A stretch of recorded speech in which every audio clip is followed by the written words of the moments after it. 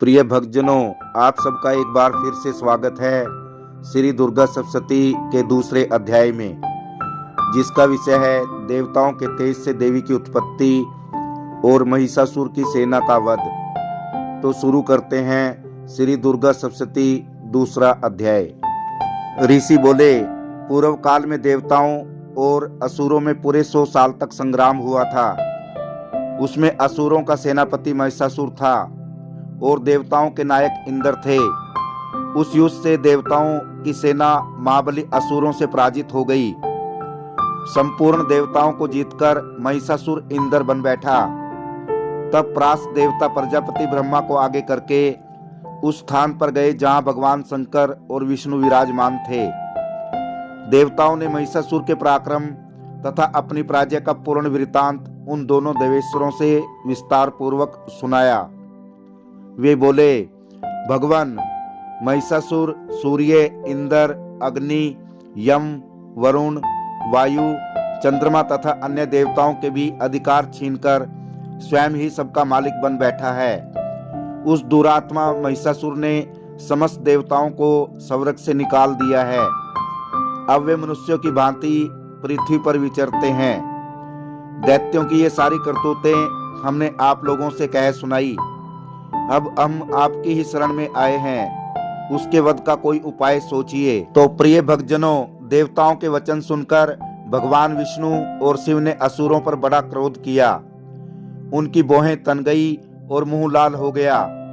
तब अत्यंत क्रोध में भरे हुए श्री विष्णु के मुख से एक महान तेज प्रकट हुआ। इसी प्रकार ब्रह्मा, शंकर तथा इंद्र आदि दूसरे देवताओं के शरीर से भी बड़ा भारी तेज निकला। महान तेज का पुंज चमकता हुआ पर्वत सा जान पड़ा। देवताओं ने देखा, वहां उसकी ज्वालाएं संपूर्ण दिशाओं में फैल रही थी। संपूर्ण देवताओं के शरीर से प्रकट हुए उस तेज की कहीं तुलना नहीं थी। एकत्र होने पर वह एक नारी के रूप में प्रणीत हो गया और अपने प्रकाश से तीनों लोकों से व्याप्त जान पड़ा। भगवान शंकर का जो तेज था, उससे उस देवी का मुख प्रकट हुआ। यमराज के तेज से उसके सिर के बाल निकल आए। श्री विष्णु भगवान के तेज से उसकी भुजाएं पैदा हुई। चंद्रमा के तेज से दोनों स्तनों और इंद्र के तेज से मध्य भाग कटी प्रदेश का प्रादुर्भाव हुआ। वरुण के तेज से जंगा और पिंडली तथा पृथ्वी के तेज से नितंब भाग प्रकट हुए। ब्रह्मा के तेज से दोनों चरण और सूर्य के तेज से उनकी उंगलियां हुई। वसुओं के तेज से हाथों की उंगलियां और कुबेर के तेज से नासिका प्रकट हुई। उस देवी के दांत प्रजापति के तेज से और तीनों नेत्र अग्नि के तेज से प्रकट हुए थे। उसकी भौहें संध्या के और कान वायु के तेज से उत्पन्न हुए थे। इसी प्रकार अन्य देवताओं के तेज से भी उस कल्याणमयी देवी का आविर्भाव हुआ। इसके बाद देवताओं के तेज पुंज से प्रकट हुई देवी को देखकर महिषासुर के सताए हुए देवता बहुत प्रसन्न हुए। भगवान शंकर ने अपने शूल से एक शूल निकालकर उन्हें दिया। फिर भगवान विष्णु ने भी चक्कर से चक्कर उत्पन्न करके भगवती को अर्पण किया। वरुण ने भी शंख भेंट दिया। अग्नि ने उन्हें शक्ति दी और वायु ने धनुष तथा बाण से भरे हुए 2 तरकस प्रदान किए। 1000 नेत्रों वाले देवराज इंद्र ने अपने वज्र से वज्र उत्पन्न करके दिया और ऐरावत हाथी से उतारकर 1 घंटा भी प्रदान किया। यमराज ने कालदंड से दंड, वरुण ने पास, प्रजापति ने सटाफी काक्ष की माला तथा ब्रह्मा जी ने कमंडलू भेंट किया। सूर्य ने देवी के समस्त रोमकूपों में अपनी किरणों का तेज भर दिया। काल ने उन्हें चमकती हुई ढाल और तलवार दी। क्षीर समुद्र ने उज्जवल हार तथा कभी न फटने वाले 2 दिव्य वस्त्र भेंट किए। साथ ही उन्होंने दिव्य चूड़ामणि, 2 कुंडल, कड़े, अर्धचंद्र, सब बाहुओं के लिए केयूर, दोनों चरणों के लिए निर्मल नूपुर, गले की सुंदर हंसली और सब अंगूठियों में धारण करने के लिए रत्नों की बनी अंगूठियां भी दी। विश्वकर्मा ने उन्हें अत्यंत निर्मल फरसा भेंट किया। साथ ही अनेक प्रकार के अस्त्र शस्त्र और अभेद्य कवच दिए। इसके सिवा मस्तक और वक्षस्थल पर धारण करने के लिए कभी ना कुम्हलाने वाले कमलों की मालाएं दी। समुद्र ने उन्हें सुंदर कमल का फूल भेंट किया। हिमालय ने सवारी के लिए सिंह तथा भांति भांति के रत्न अर्पित किए। कोषपाल कुबेर ने मधु से भरा पान पात्र दिया तथा संपूर्ण नागों के राजा शेषनाग ने, जो इस पृथ्वी को धारण करते हैं, उन्हें बहुमूल्य मणियों से विभूषित नागहार भेंट किया। इसी प्रकार अन्य देवताओं ने भी आभूषण और अस्त्र शस्त्र देकर देवी का सम्मान किया।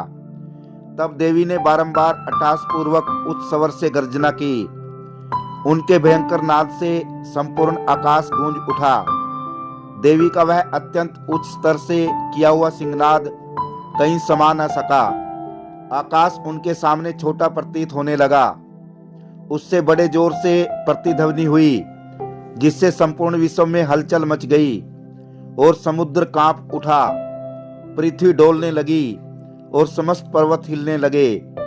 उस समय देवताओं ने अत्यंत प्रसन्नता के साथ सिंहवाहिनी भवानी से कहा, हे देवी, तुम्हारी जय हो। साथ ही महर्षियों ने भक्तिभाव से विनम्र होकर उनका स्तवन किया। संपूर्ण त्रिलोकी को सुबह देख असुरगण अपनी समस्त सेना को कवच आदि से सुसज्जित कर हाथों में हथियार ले सहसा उठकर खड़े हुए। उस समय महिषासुर ने बड़े क्रोध में आकर कहा, ओह, ये क्या हो रहा है। फिर महिषासुर संपूर्ण दैत्य से घिरकर उस सिंहनाद की ओर लक्ष्य करके दौड़ा और आगे पहुंच उसने देवी को देखा, जो अपनी प्रभा से तीनों लोकों को प्रकाशित कर रही थी। उनके चरणों के भार से पृथ्वी दबी जा रही थी। मस्तक के मुकुट से आकाश में रेखा सी खींच रही थी तथा वे धनुष की टंकार से सातों पातालों को सुप्त किए देती थी। देवी अपनी हजारों भुजाओं से संपूर्ण दिशाओं को आच्छादित करके खड़ी थी। तदंतर उनके साथ दैत्यों का युद्ध छिड़ गया। नाना प्रकार के अस्त्र शस्त्रों के प्रहारों से संपूर्ण दिशाएं चमकने लगी। चिक्षुर नामक एक असुर महिषासुर का सेना नायक था। वह देवी के साथ युद्ध करने लगा। अन्य दैत्यों की चतुरंगिणी सेना साथ लेकर चामर भी लड़ने लगा। 60,000 रथियों के साथ आकर उद्रग नाम महादैत्य ने भी लोहा लिया। 1 करोड़ रथियों को साथ लेकर महामनु नामक दैत्य भी युद्ध करने लगा। तलवार के समान तीखे रोम वाला असिलोमा नाम का महादैत्य 5 करोड़ रथी सैनिकों सहित युद्ध में आ डटा। 60 लाख रथियों से घिरा हुआ वास्कल नामक दैत्य भी युद्ध में लड़ने लगा। हाथी सवारों और घुड़सवारों के अनेक दलों से घिरा हुआ तथा 1 करोड़ रथियों की सेना लेकर युद्ध करने लगा।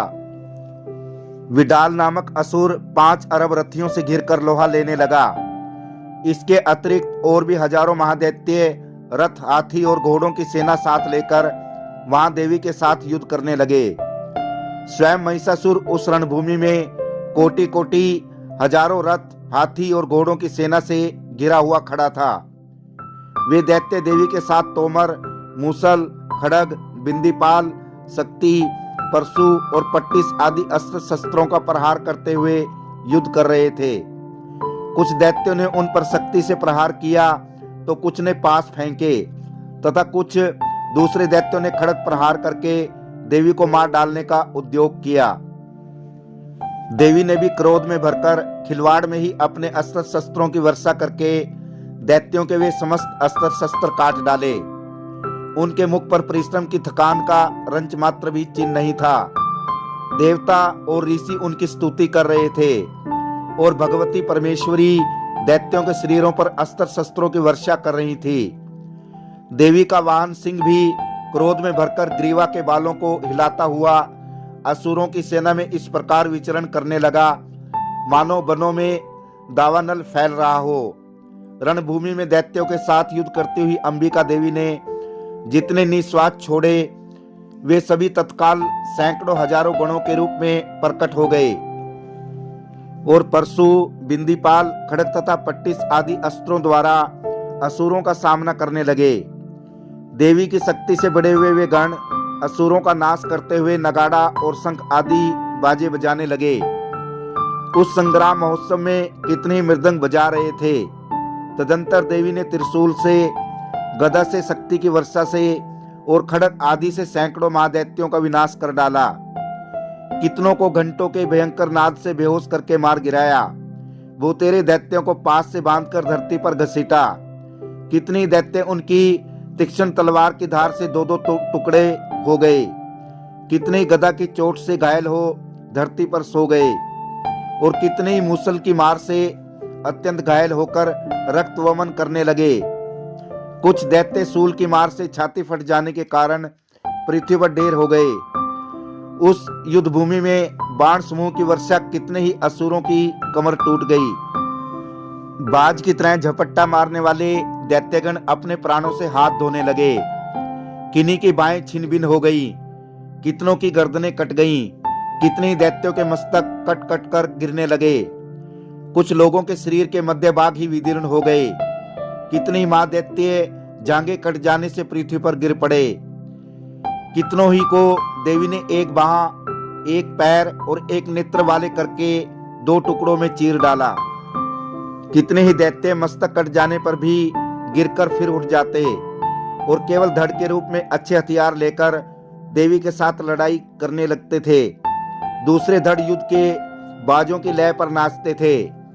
कितने ही बिना सिर के धड़ हाथों में तलवार, शक्ति और सृष्टि लिए दौड़ते थे तथा दूसरे महादैत्य ठहरो ठहरो यह कहते हुए देवी को युद्ध के लिए ललकारते थे।